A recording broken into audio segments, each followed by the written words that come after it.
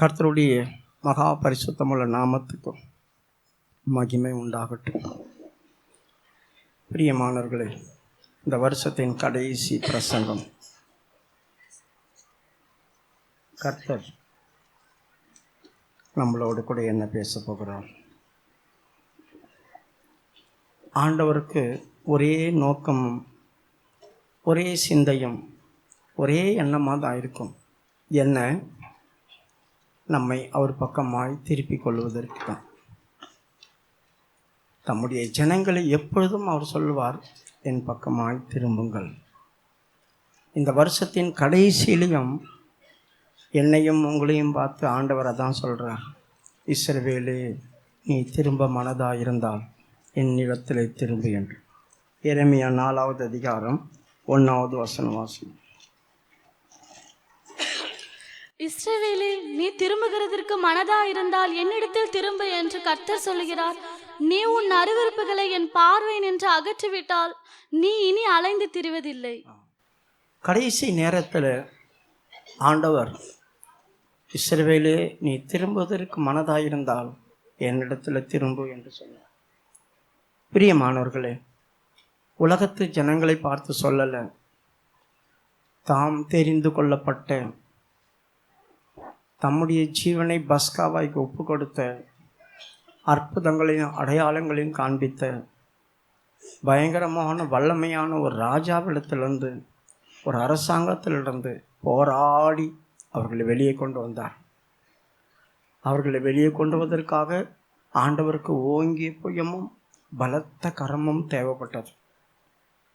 அதனால தான் சொல்கிறார், உங்கள் அடிமைதான வீடாகிய எகிப்து தேசத்திலிருந்து உங்களை புறப்பட பண்ணின உங்கள் தேவனாகிய கர்த்தர் நானே என்று. யாத்திராகம புஸ்தகம் 20வது அதிகாரம் 2வது வசனம். உன்னை அடிமைத்தன வீடாகிய எகிப்து தேசத்திலிருந்து புறப்பட பண்ணின உன் தேவனாகிய கர்த்தர் நானே. உன்னை அடிமைதான வீடாகிய எகிப்து தேசத்திலிருந்து, அது ஒரு வீடு, ஆனால் அந்த வீடு அடிமைப்படுத்தி வச்சிருந்தது.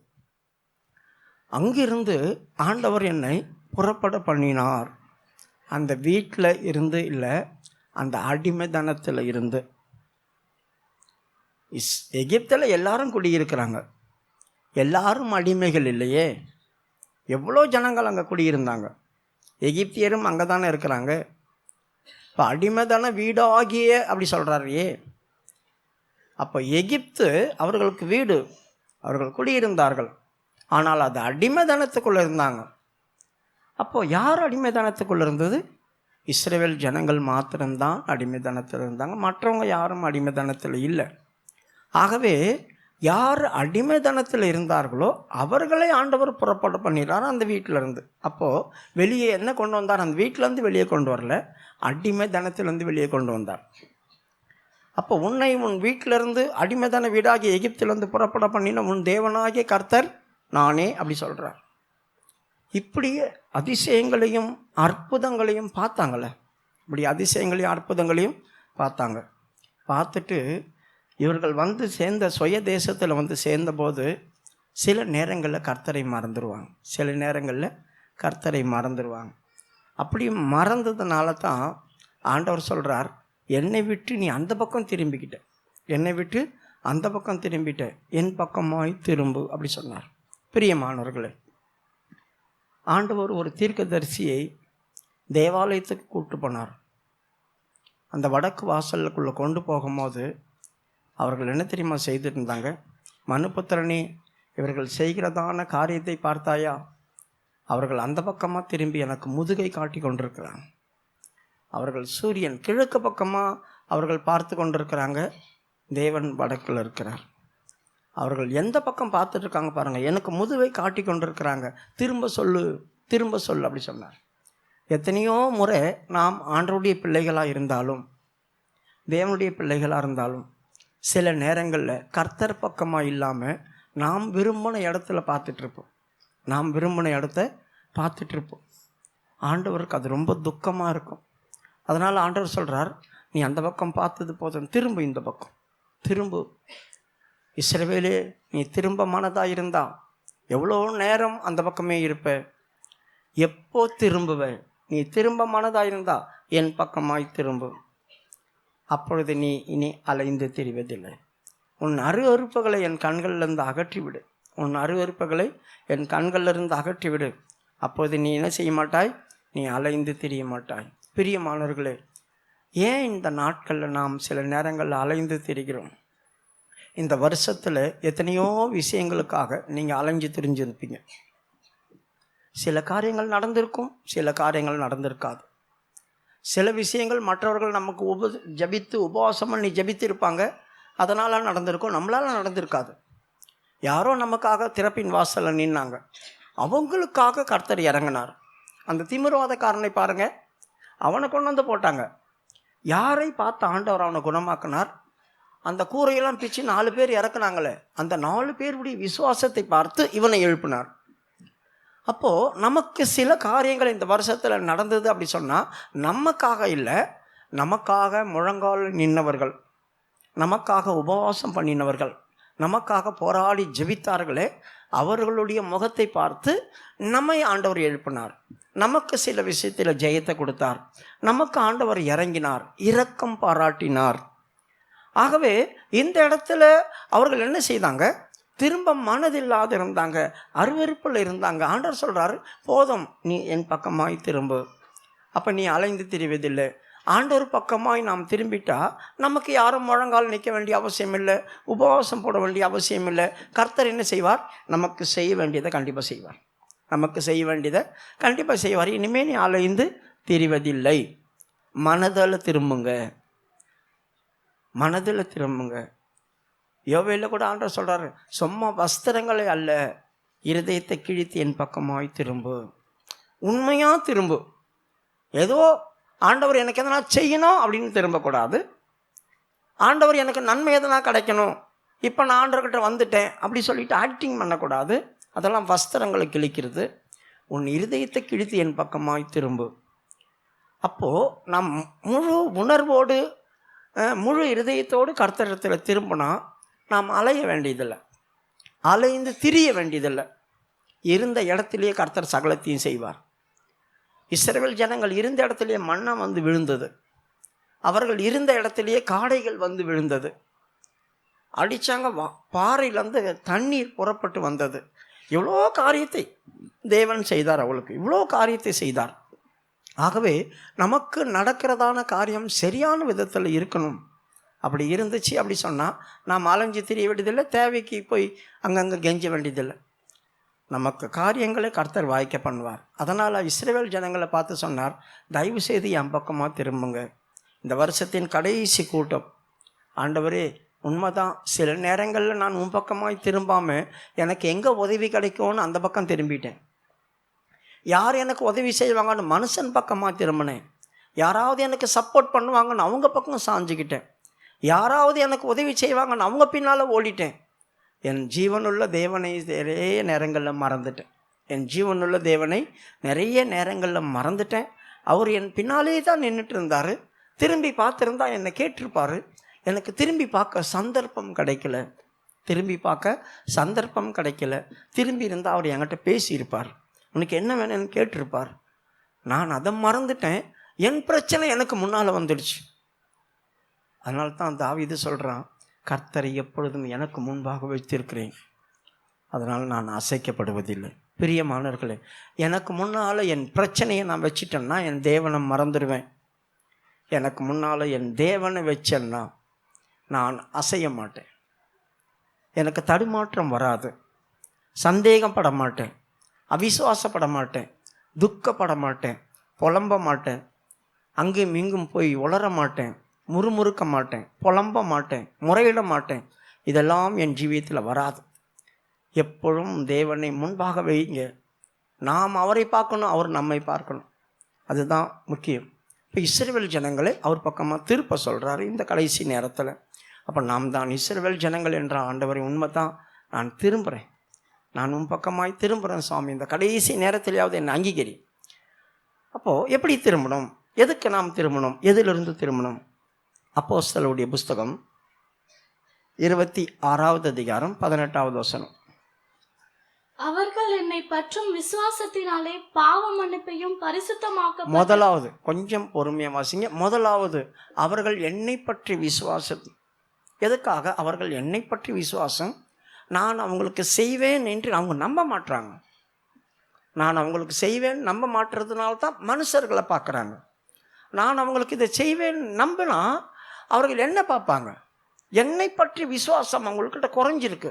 அதனால் பிரச்சனை வந்தவொடனே அதுக்கேற்ற பரிகாரம் உள்ள காரியங்களை தற்காலிகமாக தேடுறாங்க. அதனால் என்னை பற்றி விசுவாசம் அவங்களுக்கு இருக்கணும். அப்போ தான் திரும்புவாங்க. அப்படி விசுவாசி தான் திரும்பணும். என்னை பற்றி விசுவாசம். அடுத்தது பாவ மன்னிப்பையும். பாவ மன்னிப்பு. என்ன பாவம் பண்ணாங்க இவங்க? கர்த்தரை விட்டு விலகிறதே பாவம், தெய்வத்தை விட்டு திரும்புறதே பாவம், தெய்வத்தை விட்டு வேறு வழியில் நடக்கிறதே பாவம். அவர் எனக்கு நீதியின் பாதையை வச்சிருக்கிறார், பரிசுத்த பாதையை வச்சிருக்கிறார், விசுவாசத்தின் பாதையை வச்சிருக்கிறார்.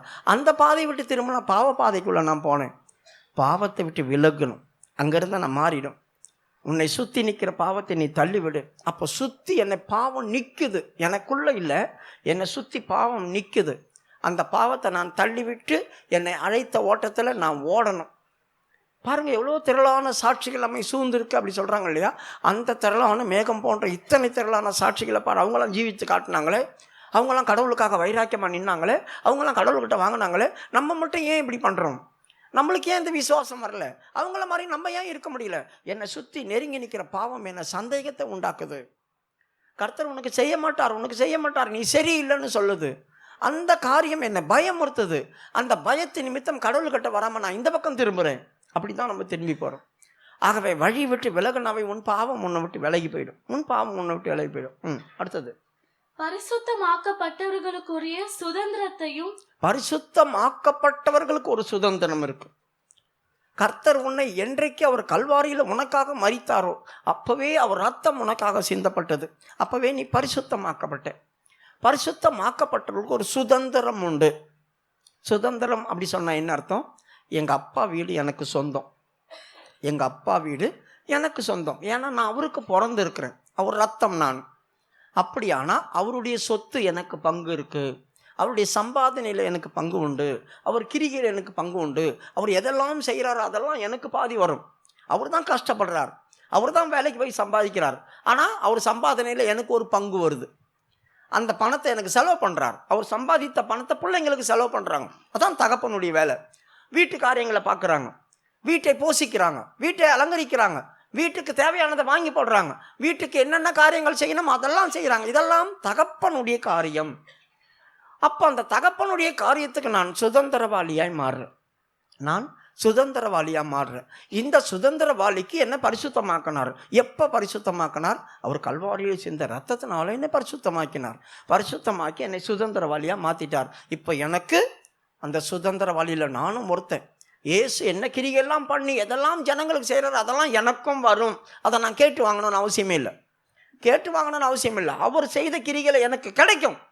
நானும் அவருடைய பிள்ளை தான். அந்த சுதந்திரம் எனக்கு, அந்த சுதந்திரவாளி நான், அந்த சுதந்திரத்து பங்காளி நான். அடுத்தது பெற்றுக்கொள்ளும்படியாக அவர்கள் இருளை விட்டு ஒளியின் இடத்திற்கும். இருளின் அதிகாரத்தில் நம்ம இருந்தோம். பிதா தேவன் நம்மளை அன்பின் குமாரனுடைய ராஜ்யத்தில் இழுத்து கொண்டு வந்து வெளிச்சத்தில் வச்சிருக்கிறார். இருளை விட்டு வெளியே வந்துருங்க. இருள் அப்படி சொன்னால் என்ன? இருளுக்குள்ளே இருக்கிற வரைக்கும் நாம் மறைந்து வேலை செய்வோம். மறைந்து யாருக்கும் தெரியாத நிறைய விஷயங்கள் நம்ம செய்கிறோம். அப்படி சொன்னால் அது இருள். அப்போ இருளிலிருந்து ஒளியின் இடத்துக்கு வந்துட்டோம் அப்படின்னா வெளிச்சத்தில் எல்லாரும் பார்ப்பாங்க. இப்போ வெளிச்சத்தில் நம்மளை எல்லாரும் பார்க்குறதுனால நம்ம சில கிரிகளை செய்ய பயப்படுவோம். நம்மளை சுற்றி வெளிச்சம் இருக்குது, எல்லாரும் பார்ப்பாங்க அப்படி சொல்லி அந்த தவறான காரியங்கள் நமக்குள்ளே வராதபடி நாம் காக்கப்பட்டுருவோம். அதனால் இருளுக்குள்ளே இருக்கிற வரைக்கும் நீ தைரியமாக இருப்ப. பாவம் செய்கிறதுக்கு உனக்கு தைரியம் இருக்கும், சகலத்தையும் தைரியமாக செய்வான். ஆனால் நீ இப்போ என்ன செய்? அந்த இருளுக்குள்ள அந்த வெளிச்சத்துக்கு வந்துடு, நீ காக்கப்படுவ. சாத்தானுடைய அதிகாரத்தை விட்டு தேவனிடத்திற்கும். சாத்தானுக்கு ஒரு அதிகாரம் இருக்கு. அதுதான் அந்த கொலோசையர் 1:13 வாசிக்கிறோம். இருளின் அதிகாரத்திலிருந்து நம்மை விடுதலையாக்கி அன்பின் குமாரனுடைய ராஜ்யத்தில் உட்படுத்த பண்ணின உன் பிதாவாகிய தேவனை ஸ்தோத்திரம் பண்ணு. உன்னை குமாரன் ஆகிய வெளிச்சத்துக்கிட்ட கொண்டு வந்திருக்கிறார்.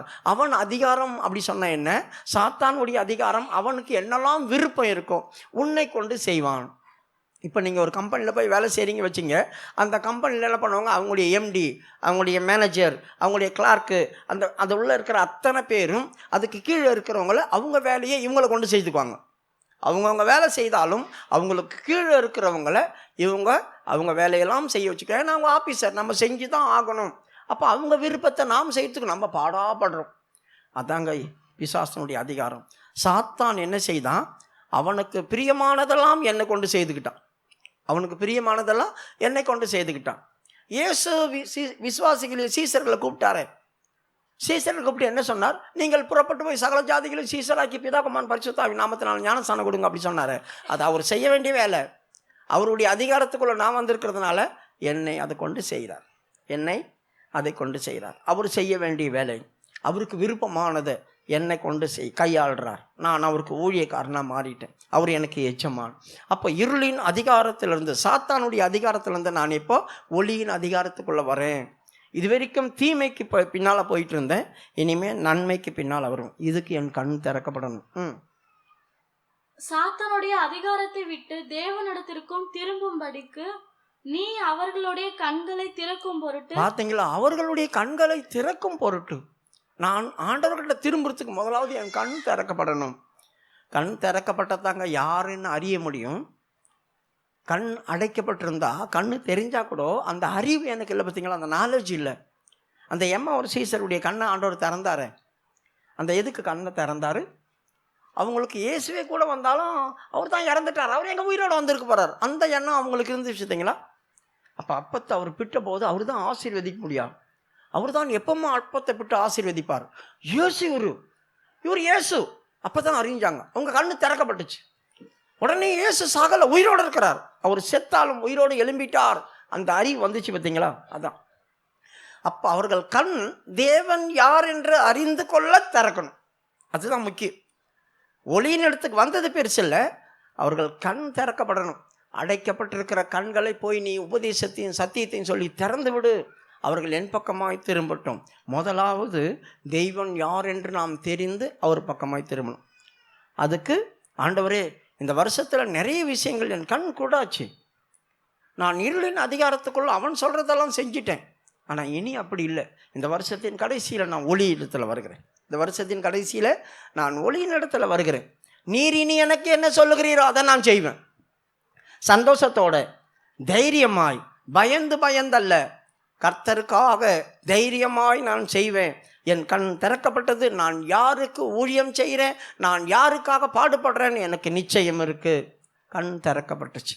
இது அப்போ தேவன் இடத்துலேருந்து இவங்க திரும்புகிறாங்க, கர்த்தரிடத்துலேருந்து இவங்க திரும்புகிறாங்க. இருளின் அதிகாரத்துலேருந்து கர்த்தரிடத்தில் திரும்புகிறாங்க. கர்த்தர் அவங்க கண்ணை திறக்கிறார். கர்த்தரிடத்தில் திரும்பினா நம் கண் திறக்கப்படும். நாம் யாருன்னு தெரியும், நம்முடைய தேவன் என்னன்னு உணர்வோம். அப்போ சின்ன சின்ன காரியம் கூட புரிஞ்சுக்கொள்வோம். 2வது அப்போஸ்தலர் 14வது அதிகாரம் 15வது வசனம். அப்போஸ்தலர் 14:15. மனுஷரே, ஏன் இப்படி செய்கிறீர்கள்? நாங்களும் உங்களைப் போல பாடுள்ள மனுஷர்தானே. நீங்கள் இந்த வீணான தேவர்களை விட்டு வானத்தையும் பூமியையும் சமுத்திரத்தையும் அவைகளுள்ள யாவற்றையும் உண்டாக்கின ஜீவனுள்ள தேவனிடத்திற்கு திரும்ப வேண்டும் என்று. இந்த இடத்துல ஜீவனுள்ள தேவனிடத்துல திரும்போ அப்படி சொல்லி பவுல் சொல்றான். அப்ப இவங்க யாரு பக்கமா இருந்தாங்க? பிரியமானவர்களே, இந்த இடத்துல ஒரு காரியம் நடக்குது. பவுலும் பர்னபாவும் ஒரு இடத்துக்கு வராங்க. ஒரு இடத்துக்கு வந்து பிரசங்கம் பண்ணுறாங்க. பிரசங்கம் பண்ணும்போது அங்கே தாயின் வயிற்றுலேயே சப்பானியாக பிறந்த ஒருத்தன் தான். பார்த்தீங்களா, அவனை வந்து உட்கார வச்சாங்க எதிர்க்கும். அவன் விசுவாசம் வீரனாக இருந்தான், விசுவாசம் உள்ளவனாக இருந்தான். அவனை பார்த்து பவுல் என்ன பண்ணான், எலும்பி நடறான் அப்படி சொல்லிட்டான். தாயின் வயிற்றிலே சப்பானியாக இருந்தவன் எலும்பி நடனோடனே அவன் எலும்பி நடந்துட்டான். அந்த ஊர் ஜனங்க ஆச்சரியப்பட்டு, அந்த ஊர் முழுதும் விக்கிரகாராதனக்காரங்களாக இருந்தாங்க. விக்கிரகாராதனக்காரங்களாக இருந்த அதிசயத்தை பார்த்த உடனேயும் பவுலையும் பர்னபாவையும் தெய்வம் அப்படி சொன்னாங்க. தெய்வம், மேற்கூரி அப்படி சொன்னாங்க, யூபித்தர் அப்படி சொன்னாங்க. இப்படி சொல்லிட்டு அவருக்கு பலி செலுத்துறதுக்காக வந்துட்டாங்க. ஒரு பெரிய மாட்டை எடுத்துட்டு பலி செலுத்த வந்துட்டாங்க. பவுலும் பர்னபாவும் அந்த வஸ்திரங்களை கிழிச்சு கொண்டு இப்படி செய்யாதீங்க, தயவு செய்து செய்யாதீங்க. மனுஷர்கள் நீங்கள் ஆராதிக்காதீங்க, மனுஷர்களை தெய்வமாக நினைக்காதீங்க. வானத்தையும் பூமியும் உண்டாக்கின சர்வ வல்லமுள்ள ஒருத்தர் இருக்கிறார், அவர் தான் நம்முடைய தேவன், அவர் தான் நம்முடைய தேவன், அவர் ஆராதிங்க. இதிலிருந்து நாம் கற்றுக்கிறது என்ன? பிரியமானவர்களே, இந்த பூமியில் நிறைய ஊழியக்காரர்கள் இருக்கிறாங்க, நமக்கு தெரிஞ்ச நிறைய பேர் இருக்கிறாங்க, நமக்கு பிடிச்சவங்க நிறைய பேர் இருக்கிறாங்க. ஆனால் இவங்களெல்லாம் கடவுள் ஸ்தானத்தில் வச்சிடாதீங்க. எவ்வளோ வல்லமையாக கூட இருக்கட்டும், எவ்வளோ வரம் பெற்றவங்களாக கூட இருக்கட்டும், எப்படி உங்கள் மேலே அன்பு செலுத்துகிறவங்களாக கூட இருக்கட்டும், எவ்வளோ தான் இருக்கட்டும், ஆனால் நீ தெய்வத்தை விட்டுட்டு அவங்கள போய் ஐயோ நீங்கள் தான் எங்களுக்கு அப்படி சொன்னீங்கன்னா அவங்கள நீங்கள் என்ன செய்கிறீங்க? பலி செலுத்த போகிறீங்க, அவங்களுக்கு பலி செலுத்த போகிறீங்க. ஏன்னா நம்ம புகழறதான அந்த வார்த்தையே பலி தான். நீங்கள் இல்லையே, நீங்கள் இருந்தால் நல்லா இருந்திருக்கமே, நீங்கள் இருந்தால் சூப்பராக இருந்திருக்குமே, ஊர் திருப்பினாலேயே கையை பிடிச்சிட்டு அலையிறோம், அவங்க பின்னாலேயே அலையிறோமே. அதுதாங்க அந்த கடவுள். எந்த மனுஷனையும் நாம் தெய்வஸ்தானத்துக்குள்ளே நிற்க வைக்கக்கூடாது. எப்படிப்பட்ட ஊழியக்காரனாக இருந்தாலும் சரி, தெய்வஸ்தானத்தில் நிற்க வைக்கக்கூடாது. கர்த்தர் தான் எனக்கு தேவன், அவர்கள் என்னை வழி நடத்த வந்தவங்க, அவ்வளோதான். அத்தோட முடிஞ்சிடணும், அந்த சப்ஜெக்டே முடியணும். அதை விட்டுட்டு நாம் அவங்க பின்னாலேயே அலைஞ்சிட்டு இருந்தோம் அப்படின்னா தெய்வம் சொல்லுவார், நீ திரும்பு, என் பக்கமாக திரும்ப, அந்த பக்கம் திரும்பி போகிற, அவங்க பின்னால் அலையிற அப்படி சொல்லிடுவார். பிரியமானவர்களே, யாராக இருந்தாலும் சரி, ஒரு குறிப்பிட்ட காரியம்தான். அப்படி இல்லைன்னா நானே உங்களை நான் சொல்கிறதெல்லாம் நீங்கள் கேட்குற மாதிரி ஆயிட்டிங்க வச்சுங்க, அப்போது எனக்கு விருப்பமானதெல்லாம் உங்களை கொண்டு நான் செஞ்சிருவேன். யாரையாவது போட்டு அடின்னா நீங்கள் அடிப்பீங்க எனக்காக, யாருக்கிட்டையாவது எதனா போய் பண்ணுங்கன்னா சண்டை போட்டுருவீங்க, யாரையாவது திட்டுங்கன்னா திட்டுவீங்க. யாருன்னு என்ன? என் மேலே வச்சிருக்கிற அன்பு எதையும் துணியை செய்யும். என்ன யோதுன்னு யோசிக்க மாட்டீங்க. அப்போ என்னுடைய காரியமெல்லாம் உங்களை கொண்டு நான் நிறைவேற்றிக்குவேன், என்னுடைய காரியங்கள்லாம் உங்களை கொண்டு நான் நிறைவேற்றி கொள்வேன். யோசித்து பாருங்கள். அப்போ நீங்கள் யாராக என்ன வச்சுருக்கீங்க? தெய்வத்துடைய ஸ்தானத்தில் வச்சுருக்கீங்க. அந்த மாதிரி காரியம் இருக்கக்கூடாதுங்க. இந்த சபையில் நான் இருக்கிற வரைக்கும் தான். போயிட்டா அப்படின்னா அடுத்த ஊழியக்காரங்க வந்து இப்படி உட்காராதீங்க, அப்படி திருப்பி போட்டு நான் அங்கே தான் பிரசங்கம் பண்ணுவோம், இந்த பக்கம் தான் பாய் போட்டு உட்காரணும் அப்படின்னா, இல்லை அந்த புருஷோத்தம் பிரதர் அப்படி தான் சொல்லிட்டு போனார், நாங்களாம் அப்படி தான் இப்படி தான் உட்காருவோம் அப்படி சொல்லக்கூடாது. அப்படியா? சோத்திரம் போட்டு திருப்பி அந்த பக்கம் பாயை அப்படி போட்டு அந்த பக்கம் வந்து பிரசங்கம் பண்ணுறாங்க. அவர் மாதிரி இன்னொரு பிரதர் வரார், இன்னொரு பிரதர் வந்து இங்கே என்னத்துக்கு இங்கே நிற்கிறீங்க, நான் அந்த மூலையில் இருக்கிறேன், இந்த பக்கம் வாட்டமாக இருக்குது வாசல் வழியாக, இப்படியே வந்து எல்லோரும் இப்படி உட்காந்துக்கோங்க, நான் அங்கே வந்து பிரசங்கம் பண்ண சூப்பராக இருக்கும், அங்கே போயிட்டோன்னே தெரியுங்க என்னங்க அவர் அங்கே பண்ணார், நீங்கள் வர இங்கே பண்ணுறீங்க, அதை கேட்கக்கூடாது. நடத்திப்போ சரி சோத்திரம். யார் உங்களை எப்படி நடத்துகிறாங்களோ அதன்படி நீ செஞ்சுக்கணுமே தவிர அது தப்பு இது தப்பு அது சரியில்லை இது சரியில்லை அவர் பண்ணார் இவர் பண்ணார் பேசவே கூடாது. அப்போ நான் இன்னமும் அவர் பின்னால் ஓடிட்டு கிடக்கிறேன். அதனால தான் இப்போ பண்ணுற காரியம் கசப்பாக தெரியுது, இப்போ பண்ணுற காரியங்கள் வித்தியாசமாக தெரியுது. பிரியமானவர்களே, அதாங்க முக்கியம். அப்போ இந்த வசனத்தை நீங்கள் மறுபடியும் படித்து பாருங்கள். படிமா 14-15 அப்போஸ்தலராகிய பர்னபாவும் பவுலும் அதை கேட்ட பொழுது 14-15 மனுஷரே ஏன் இப்படி செய்கிறீர்கள், நாங்களும் உங்களை போல பாடுள்ள மனுஷங்களா, நாங்களும் உங்களை போலவே பாடுள்ள மனுஷன். என்ன ஊழியக்காரங்க, அவ்வளோதான் ஊழியக்காரங்க.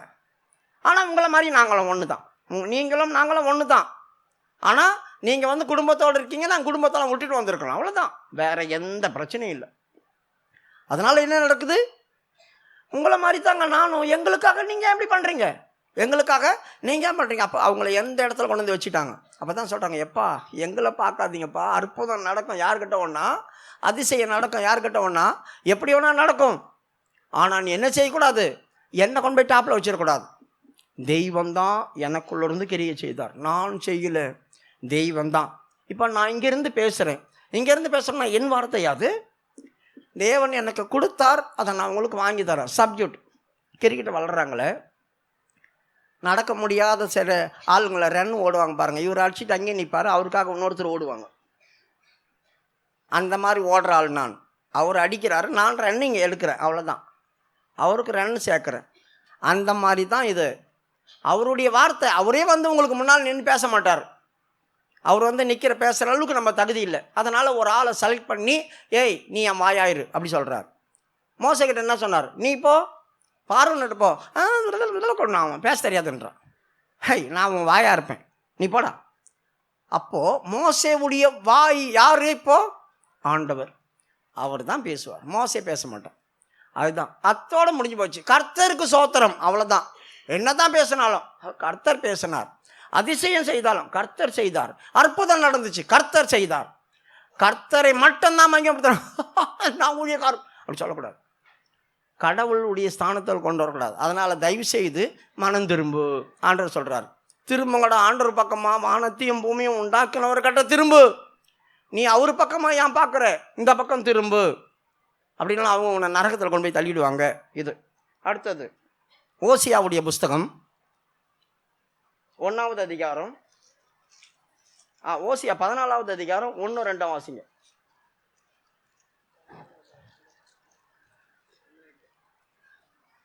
இஸ்ரவேலே, உன் தேவனாகிய கர்த்தரிடத்தில் திரும்ப, நீ உன் அக்கிரமத்தினால் விழுந்தாய். வார்த்தைகளை கொண்டு கர்த்தரிடத்தில் திரும்புங்கள். இஸ்ரவேலே, நீ கர்த்தரிடத்தில் திரும்பு. அப்போ நீ கர்த்தரிடத்தில் எதுக்கு திரும்பணும்? வார்த்தையை கொண்டு திரும்புன்றால். நீ உன் அக்கிரமத்தில் விழுந்துட்ட. உன் அக்கிரமத்தில் நான் இப்படியெல்லாம் மனுஷர்களையும் அவங்களையும் இவங்களையும் தெய்வமாக்கிட்டு அவங்க பின்னால் இவங்க பின்னால் நீ ஓடணும் பார்த்தீங்களா? அது பெரிய தப்பு. அது நான் கர்த்தர்கிட்ட விழுந்து போகிறதான அடையாளம். அதனால தான் ஆண்டவர் சொல்கிறாரு, நீ ஆதியில் கொண்டிருந்த பற்றி அந்த அன்பு, அந்த அன்பை விட்டோ என்று உன் பேரில் குறை உண்டு. அன்பு இப்போ இருக்குது, அந்த ஆதியில் இருந்த அன்பு அது போச்சு, அதில் விழுந்து போயிட்டேன். அதனால் நீ விழுந்த இடம் இன்னதென்று பார்த்து நிதானித்து மறுபடியும் எழுந்து ஓடு. மறுபடியும் எழுந்து ஓட சொல்கிறார். ஆகவே நாம் தேவன் மேலே வச்சிருந்ததான அன்புலேருந்து விழுந்துடக்கூடாது. ஆகவே இந்த இடத்துல அவங்க என்ன பண்ணாங்க? கர்த்தர் இடத்துல திரும்பணும்னா அவங்க விழுந்து கிடக்குறாங்க, அக்கிரமத்தில் விழுந்துட்டாங்க. அக்கிரமத்தில் விழுந்தவங்களை தூக்க சொல்கிறார். படிமா. வார்த்தைகளை கொண்டு கர்த்தரிடத்தில் திரும்புங்கள். அவரை நோக்கி, தேவரீர் எல்லா அக்கிரமத்தையும் நீக்கி எங்களை தயவாய் அங்கீகரித்தருளும். அப்பொழுது நாங்கள் எங்கள் உதடுகளின் காளையை செலுத்துவோம். எங்களை தயவாய் நீ அங்கீகரித்தா அப்போ நாங்கள் உதடுகளின் காளை அப்படின்னா சர்வாங்க தகன பலியா, சர்வாங்க தகன பலியா நாங்கள் செலுத்துவோம். அப்போ எங்கள் ஒவ்வொரு ஸ்தோத்திரமும் கர்த்தருக்கு உகந்த பலியாக மாறும். அப்படி இல்லைன்னு வச்சுங்க, நான் யாரையோ புகழ்ந்துட்டு இருப்பேன். தேவ சமூகத்தில் வந்து யாரையோ நம்ம புகழ்ந்தோம்னா என் பலி யார்கிட்ட போகுது? மனுஷங்கிட்ட. அக்கிரமத்தில் நான் விழுந்து போயிட்டேன். இப்போ நான் என் தேவனை துதிக்கும் போது அது அவருக்கு ஒரு காளையாக மாறும், ஒரு காளையாக மாறும். அதனால் ஆண்டவரே, நான் இவ்வளோ நாள் இப்படி இருந்துட்டேன், தயவு செய்து இப்போ திரும்புகிறேன், அதனால் என்னை ஏற்றுக்கொள், என்னை அங்கீகரி. 3வது வசனம். அசிரியா எங்களை ரட்சிப்பதில்லை. அசிரியா எங்களை ரட்சிப்பதில்லை. மனுஷர்கள் எங்களை ரட்சிக்க முடியாதுங்க. எவ்வளோதான் திறமைசாலியாக இருந்தால் கூட மனுஷர்கள் எங்களை ரட்சிக்க முடியாது. நாங்கள் குதிரைகளின் மேல் ஏற மாட்டோம். நாங்கள் குதிரைகளின் மேல் ஏற மாட்டோம்னா குதிரை அப்படி சொன்னால் என்ன அர்த்தம்? அது எகிப்து தேசம். அவங்க சொல்கிறாங்களே, ஆஹா எகிப்து எவ்வளோ நல்லா இருந்துச்சு எங்களுக்கு, அங்கே எங்களுக்கு இலவசமாக மீன் கிடச்சிது, அப்பம் கிடச்சிது, அது கிடச்சிது, கீரை கிடச்சிது, கோமட்டி காய் கிடச்சிது, வெங்காயம் கிடச்சிது, கீரை கிடச்சிதுன்னாங்க. இந்த வனாந்தரத்தில் எங்களுக்கு யார் கொடுப்பா? அப்போ இவங்களுக்கு தேவ சமூகம் வனாந்தரம் போல இருந்துச்சு. ஆகவே நாங்கள் என்ன சொல்லணும், இவ்வளோ நாள் நாங்கள் அந்த பக்கம் திரும்பி இருந்தோம், எகிப்தியே பார்த்துட்டு இருந்தோம். இனிமேல் நாங்கள் குதிரைகள் மேல் ஏற மாட்டோம், அசிரியாவை நம்ப மாட்டோம். அசிரியா என்ன பண்ண வந்து எங்களை கால் மயிரியும் தாடி மயிரியும் பிடுங்கி போட்டுட்டான், சரைச்சிட்டான். அவன் கூலிக்காக வாங்கின சவரகன் கத்தி எல்லாத்தையும் சுரண்டி எடுத்துருவான், என் பிரதிஷ்டியை அழிச்சிடுவான். அவன் அப்படி தான் எங்களை அழிச்சான். அதனால் இனிமேல் அசிரியா பக்கம் திரும்ப மாட்டோம், அவன் எங்களை ரட்சிக்க முடியாது, குதிரை மேலே ஏற மாட்டோம். அடுத்தது, எங்கள் கைகளின் கிரியை பார்த்து நீங்கள் எங்கள் தேவர்கள் என்று இனி சொல்ல மாட்டோம். நான் வேலைக்கு போகிறேன், நான் சம்பாதிக்கிறேன், நான் அதை பண்ணுறேன், இதை பண்ணுறேன், எனக்கு தொழில் இருக்குது, அது இருக்குது, இது இருக்குது. ஐயோ, செய்யும் தொழிலே தெய்வம். அநேர் சொல்லுவாங்க இல்லையா, செய்யும் தொழிலே தெய்வம். நாம் செய்கிறதான காரியத்தை உண்மையாக செய்தோம்னா தான் நம்மளுக்கு கடவுள் சோறு போடும். இப்போ அவங்க என்ன சொல்கிறாங்க பாருங்க, செய்யும் தொழில் எங்களுக்கு தெய்வம் இல்லைங்க, எங்கள் கரத்தின் கிரியை காத்து எங்கள் சாமி அப்படி சொல்ல மாட்டோம் அப்படி சொல்கிறாங்க. இன்றைக்கி எத்தனை பேர் ஒரு சின்ன வேலை வந்துச்சுன்னா சண்டே சர்வீஸ் இல்லை, ஏன் வேலை வந்திருக்குது, ஐ ஆம் பிஸி, வேலை வந்திருக்குது, சண்டே சர்வீஸ்க்கெலாம் வர முடியாது. வேலை செய்தால் தான் எனக்கு சம்பளம் கிடைக்கும், காசு கிடைக்கும், என் வீட்டை பார்ப்பேன். இல்லை நான் யார் கொடுப்பா? கடையே மூட மாட்டோம், வேலையே முடிக்க மாட்டோம். எங்களுக்கு வேலை தான் முக்கியம், பிஸ்னஸ் தான் முக்கியம், அதுதான் முக்கியம். தேவ சமூகம் முக்கியம் இல்லை, உங்களுக்கு கவலை இல்லையா? டோன்ட் கேட் அதான் சொல்லாங்க. அதெல்லாம் கவலையே கிடையாது, வேலையை பாரு. அப்போ நீ யாராக இருக்கிற? அந்த பக்கமாக திரும்பிட்டு கிடக்கிற. இன்னும் ஆசிரியாவை பார்த்துட்டு இருக்கிற, இன்னும் குதிரை மேலே ஏறிட்டு இருக்கிற, இன்னமும் கை பிரயாசத்தை பார்த்து என்ன செய்கிற? தேவர்கள் அப்படி சொல்கிற. அடுத்தது, திக்கற்றவன் உம்மிடத்தில் இரக்கம் பெறுகிறான் என்று சொல்லுங்கள். திக்கற்றவன் உம்மிடத்திலிருந்து இரக்கம் பெறுவான். திரும்பிட்டோம் அப்படின்னாக்கா, ஆண்டவரே நான் அதை நம்பினது தப்பு, குதிரை மேலே ஏற பார்த்தது தப்பு, என் கையின் கரியத்தை தெய்வம்னு சொல்ல பார்த்தது தப்பு, திக்கற்றவன் நான், தயவு செய்த நம்ம அடிச்சிரு, தயவு செய்து என்னை அடிச்சிடாத, நான் செய்த காரியத்துக்காக என்ன அடிச்சிடாத, இரக்கம் கொடு அப்படி சொல்லி திரும்பினோம்னா என்ன கிடைக்குமா? திக்கற்றவனுக்கு, திக்கற்றவன் நான் அவர்கள் சீர்கேட்டை குணமாக்குவேன். இல்ல திக்கற்றவன் உம்மிடத்தில் இரக்கம் பெறுகிறான் என்று சொல்லுங்கள். திக்கற்றவன் உம்மிடத்துல இரக்கம் பெறுவான். அடிச்சிடாதீங்க ஆண்டவரே, அடிச்சிடாதீங்க ஆண்டவரே அப்படி சொன்னா என்ன அர்த்தம்? இரக்கம் பெறுவான். நான் ஒரு தப்பு பண்ணிட்டேன்னு வைங்க. இப்போ எங்கள் அப்பா அண்ணன் அடிக்க வர்றாரு, கொம்பு பெரிய கம்பு எடுத்துகிட்டு வர்றாரு அடிக்கிறதுக்கு.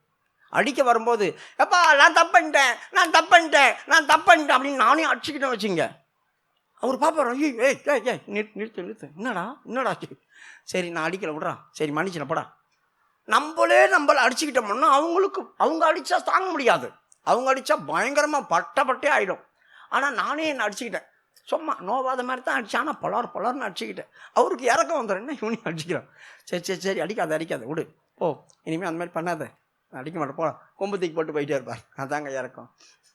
ஆண்டவருக்கு முன்பாக போய், ஆண்டவரே நான் திக்கற்றவன், என்னை நீ அடிச்சுனா தாங்க மாட்டேன், நான் செத்துடுவேன், என்னை காப்பாற்றுங்க, நான் சரண்டராக ஆகிறேன் அப்படி சொன்னவன் என்ன பண்ணுவாங்க? திக்கற்றவன். இவனை யார் காப்பாற்றுவா? ஆண்டவர் நம்மளை அடித்தா யார் காப்பாற்றுவா? பேய் நம்மளை அடிச்சுதுன்னா ஆண்டவர் வந்து காப்பாற்றுவார். மனுஷன் நம்மளை அடித்தாங்கன்னா நம்ம வீட்டார் வந்து காப்பாற்றுவாங்க. ஆனால் பேய் நம்மளை அடித்தாக்க வீட்டார் காப்பாற்ற முடியாது, ஆண்டவர் தான் வந்து காப்பாற்றணும். ஆண்டவரே அடித்தாருன்னா யார் காப்பாற்றுவா? அதுக்கு தான் அங்கே திக்கற்றவர்கள் அப்படி சொல்கிறாங்க. ஆண்டவர் அடித்தா நம்ம உண்மையாகவே யார் தான் நம்ம கூட இருந்தாலும் திக்கற்றவர்கள் தான். அதனால் திக்கற்றவன் பாவம் போய்ச்சி போடா அப்படி சொல்லி விட்டுருவார். இரக்கம் பெற்றான். கீழ் உள்ள வசனம், நான் அவர்கள்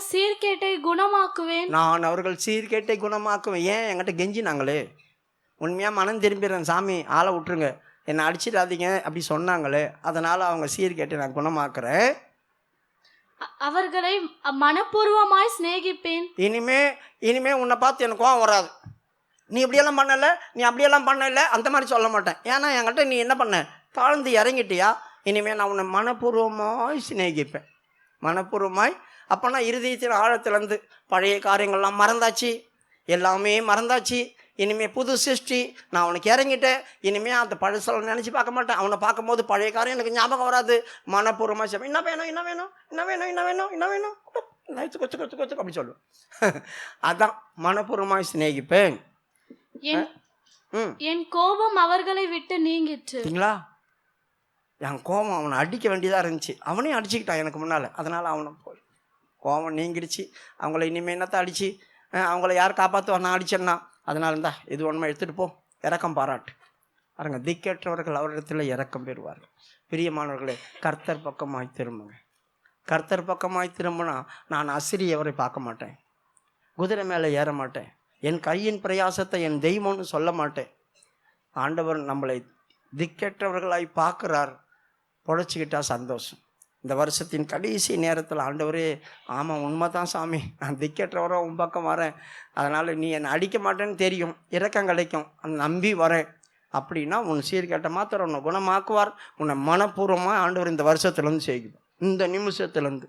ஆமாம் நான் உன் பக்கம் திரும்பலை, இப்போ திரும்புகிறேன், உண்மையாக உன் பக்கம் திரும்புகிறேன், நான் அசிரியாவும் குதிரை அதெல்லாம் பார்க்க மாட்டேன், எகிப்தெல்லாம் பார்க்க மாட்டேன், என்ன நடந்தாலும் பரவாயில்ல, நீ தான் நம்முடைய சமூகம் தான், நீ தான் என் தெய்வம் அப்படின்னு நம்ம திரும்பினோம்னா கண்டிப்பாக நம்மளுக்கு நன்மை நடக்கும்.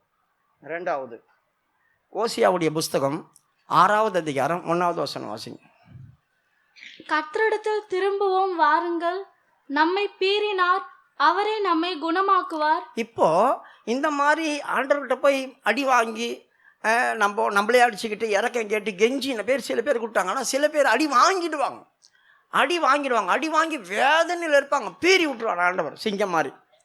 அப்போது நொந்து போய் கிடப்பாங்க இல்லையா, நொந்து போய் இருக்கிற நேரத்தில் என்ன பண்ணுவாங்க, இப்போ மனம் திரும்புதல் வரும் அவங்களுக்கு, இப்போ மனம் திரும்புதல் வரும்.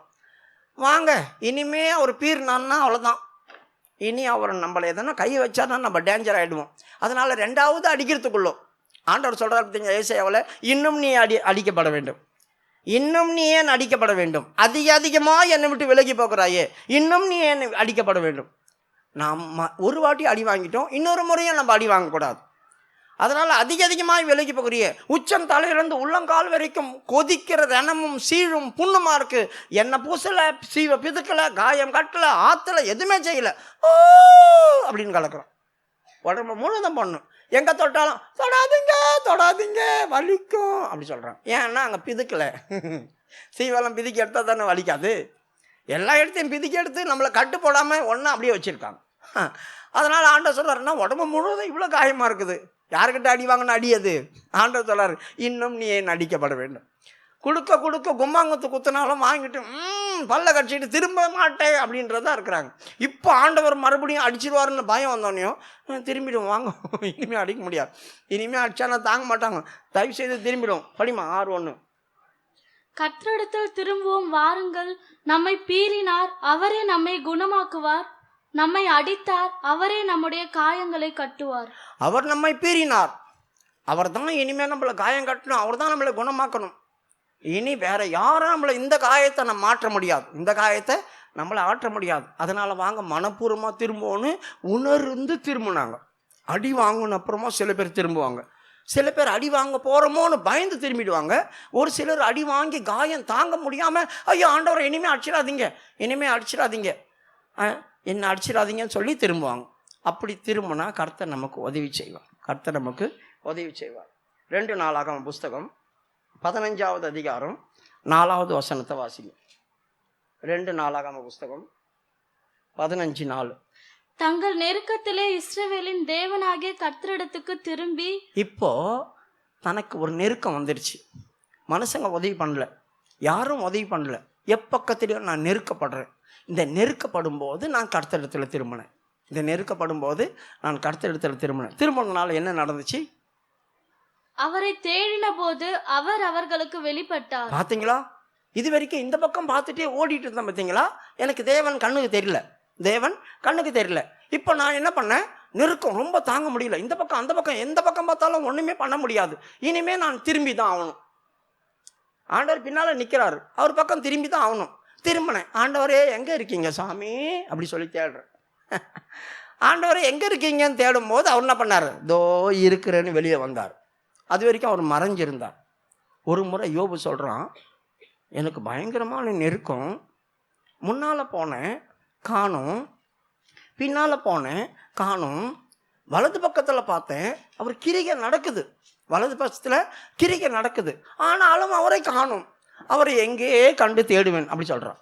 முன்னால் போனாலும் இல்லையா, பின்னால் போனாலும் இல்லையா, ஆனால் வலது பக்கத்தில் கிரிகை கண்டு இருக்குது, கிரிகை நடக்குது அப்படின்னு என்ன அர்த்தம்? கிரிகை நடக்குதுன்னு என்ன அர்த்தம்?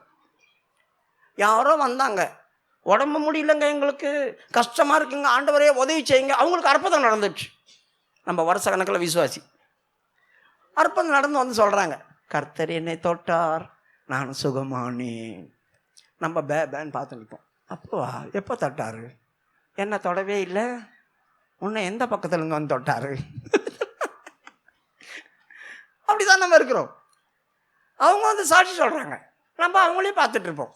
அதாங்க கிரிகை, வலது பக்கத்தில் அவர் கிரிகை நடக்குது, ஆனால் எனக்கு பரவாயில்லையா அவரு, உனக்கு மட்டும் எந்த வழியாக வந்தார்? நானும் இங்கே தானே உட்காந்துருந்தேன், என் பக்கத்தில் தான் நீ உட்காந்துருந்தேன், உனக்கு மட்டும் எப்படி பெசலாக வந்து தொட்டு போயிட்டாரு. அதான் முன்னாலே பார்த்தேன் காணும், பின்னால் போனேன் காணும், வலது பக்கத்தில் அவர் கிரிகை நடக்குது, ஆனால் அவரை பார்க்க முடியல. ஆண்டவரை எங்கே கண்டு தேடுவேன் அப்படி சொன்னான். பிரியமானவர்களே, கர்த்தர் பக்கமாக திரும்பி அவரை தேடணும். கர்த்தர் அங்கே விட்டுட்டு எங்கே ஆண்டவர் இருக்கிறேன் எங்கே ஆண்டவர் இருக்கிறேன்னு தேடினா கிடைக்க மாட்டார். அவர் பக்கமாக திரும்புங்க, தேடுங்க, அவர் வெளிப்படுவார். அவங்களுக்கு வெளிப்பட்டார். படிமா அந்த வசனத்தை மறுபடியும் படி. 2 நாளாகமம் 15வது அதிகாரம் 4வது வசனம். தங்கள் நெருக்கத்திலே இஸ்ரவேலின் தேவனாகிய கர்த்தரிடத்துக்கு திரும்பி அவரை தேடின போது அவர் அவர்களுக்கு வெளிப்பட்டார். அவர் அவர்களுக்கு வெளிப்பட்டார்.